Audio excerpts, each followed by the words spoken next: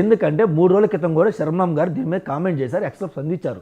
Sir ఇక్కడ తప్పులు జరుగుతుంది, ప్రతి లాస్ట్ గవర్నమెంట్ తప్పులు జరిగింది, అట్లీస్ట్ మీరని ఇప్పుడు రెక్టిఫై చేయండి అని మీకు చెప్పినప్పుడు మీరు ప్రాపర్ యాక్షన్ కూడా తీసుకోకుండా 24 గంటల ఎగ్జామ్ ఉందనకుండా వీళ్ళు స్పందించారు సార్. అది ఎలా కరెక్టు? ఇంకా పోతే అసలు వాస్తవాల్లోకి వద్దాం సార్.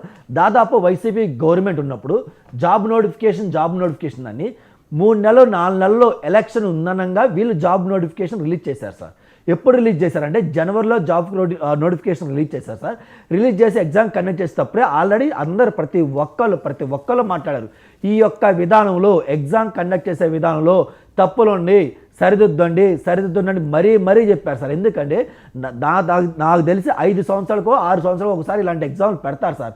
కొన్ని వందల మంది కాదు లక్షల మంది విద్యార్థులు అశోక్ నగర్లోనో, దిల్సుఖ్ నగర్లోనో, లేదా కేపీహెచ్లోనో, అమీర్పేటలోనో, లేదంటే నంద్యాలలో ఎక్కడైతే అకాడమీస్ ఉన్నాయో అక్కడ ఉండి నెలకే 10,000 రూపాయలు ఖర్చు పెట్టుకుంటా జీవితం మొత్తం అక్కడ పెట్టుకొని బుక్స్ ముందేసుకొని తన జీవితం ఇదే అని చదువుకుంటూ జీవితం మొత్తం స్టూడెంట్స్ అది లైఫ్ అనుకొని ముందుకెళ్తుంటే అలాంటి ఎగ్జామ్ కండక్ట్ చేసేటప్పుడు ఎంత జాగ్రత్తగా ఉండాలి.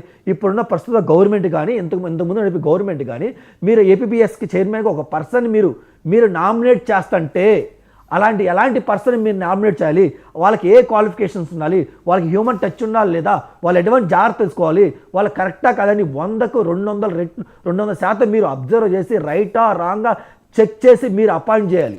అపాయింట్ చేయకుండా అదొక ప్రశ్న అండి. ఇప్పుడు 3 రోజుల ముందట ఆవిడ స్పందించారు. జగన్మోహన్ రెడ్డి గారితో పోలిస్తే నయం, జగన్మోహన్ రెడ్డి నిన్న స్పందించాడని మీరు చెప్పదలుచుకున్నారా? 8 నెలలుగా కాంగ్రెస్ ఏం చేసింది ఈ అంశం మీద? ఎందుకంటే మీ పార్టీ అధ్యక్షురాలు ఎక్కువ ఆంధ్రప్రదేశ్లో కన్నా తెలంగాణలోనూ వేరే చోట ఉంటారు. అండ్ మీ పార్టీలో ఒక సరైన కోఆర్డినేషనే లేదు. మీరు అంశాన్ని లేవనెత్తినప్పుడు మీ పార్టీ అధ్యక్షులకి ఎవరో స్క్రిప్ట్ రాసిస్తే ఆవిడ ట్విట్టర్లో పెడతారు. సార్ మా దృష్టికి రాంగ్లో స్పందించాం సార్. మా దృష్టికి 3 రోజుల క్రితం రాంగ్లో వచ్చింది. 3 రోజుల క్రితం స్పందించారు. మాకు విద్యార్థులు ఫోన్ చేసి సార్ మీరు దీని మీద స్పందించినప్పుడు నేను మా యొక్క పిఆర్ఓ కానీ మా పిఏకి కానీ మెసేజ్లు పెట్టినప్పుడు అలా వాళ్ళ దృష్టికి తీసుకెళ్లి స్టూడెంట్ నెంబర్ వాళ్ళకి ఇచ్చి వాళ్ళు మాట్లాడించడం వల్ల ఇది జరిగింది సార్. అది సార్ జరిగింది. ఇప్పుడు తప్పు జరిగింది వైసీపీ గవర్నమెంట్ అని పక్కా తెలుసు. ఇంకపోతే నారా లోకేష్ గారు మంగళగిరిలో ఎగ్జాక్ట్ డేట్ నేను చెప్తాను, మీ మిత్రులు రాసుకోవచ్చు. మే 13వ తారీఖు 2023 నారా లోకేష్ గారు మంగళగిరిలో ఒక సభలో మాట్లాడారు. ఏంటి, ఏదైతే గ్రూప్ 2 నోటిఫికేషన్లో తప్పులు జరిగినాయో ఆ తప్పుల్ని రెక్టిఫై చేస్తా, మళ్ళీ ఎగ్జామ్ కండక్ట్ చేస్తాను లేదా వాళ్ళకి న్యాయం చేస్తానని మరీ చెప్పారు.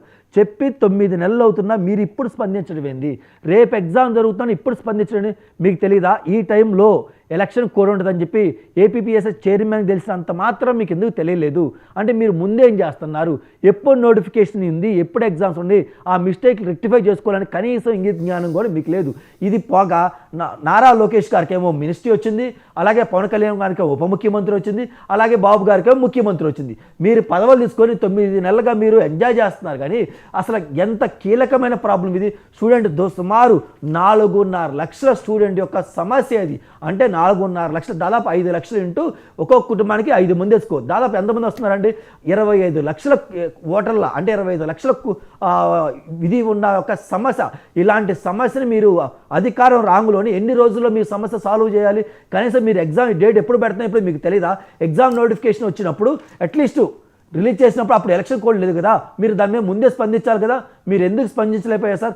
సాక్షాత్ సార్ వీళ్ళు ఎవరైతే చేసిన జనరల్ ఎవరైతే లాయర్ ఉన్నారో దమ్మాలపాటి గారు ఆయన ముందే చెప్పారు సార్, ఎస్ దీంట్లో తప్పులు జరిగినాయి, దీన్ని మనం రెక్టిఫై చేయాలని చెప్పి మరీ చెప్తున్నారు.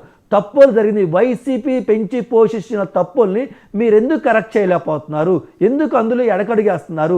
రేపు ఎమ్మెల్సీ ఎగ్జామ్ ఉందని చెప్పి, రేపు ఎమ్మెల్సీ ఎలక్షన్ అని చెప్పి ఈరోజు మీరు ముందుకు వచ్చి మాట్లాడి ఎంతవరకు సమంజసం సార్? తప్పు ముమ్మాటికి వైసీపీకి 100లో 70-80% వైసీపీ తప్పుంటే 20% ఈ కూటమి ప్రభుత్వం తప్పు ఉంది.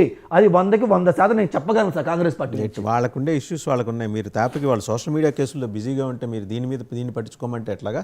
ఒకసారి విజయ్ కిరణ్ గారి దగ్గరికి వెళ్దాం. విజయ్ కిరణ్ గారు, ఇక రెండో అంశంలోకి వెళ్తే అసెంబ్లీ సమావేశాలు ఈరోజు ప్రారంభం కాబోతున్నాయి. మీరేదో చెప్పుకుంటూ వస్తున్నారు, ఈయన అటెండ్ కాకపోతే ఆయన సభ్యత్వం రద్దు అవుతుంది. 60 రోజులు కంటిన్యూస్గా అసెంబ్లీ సమావేశాలు జరిగినప్పుడు లేదా పార్లమెంట్